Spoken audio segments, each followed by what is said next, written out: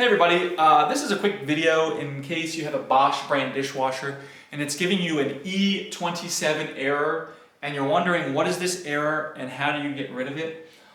So the E27 error, first of all, the E27 error is when the dishwasher notices that it's not getting enough electricity.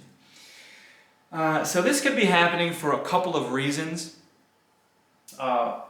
If it happens all of a sudden and everything has been fine before, then this is a weird thing to get, and the number one thing I would recommend that you do is do a hard reset on the machine, but I'll talk to you about that in a minute.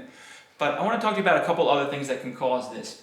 The first thing that can cause this is a pretty rare one, but what can happen is that if you bought your dishwasher in one country and you're using it in another country, it can be set to the electrical settings of one country, and in the other country it's not getting what it thinks it's supposed to be getting, and will throw up this error. But a couple other things that could be causing it that are more likely is that you could be using an extension cord that is not heavy duty enough to carry the current that the dishwasher needs.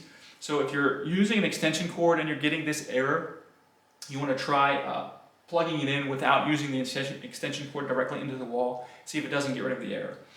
The second thing in this category that it could be is that if it's on a circuit that has other things on the circuit and those other things are drawing a bunch of electricity, then they could be taking too much juice and the dishwasher is not getting enough, and then you might end up with this E27 error. So ideally, if you can plug this in on a circuit that's where it's the only thing plugged in and there's no extension cord, it should be working fine.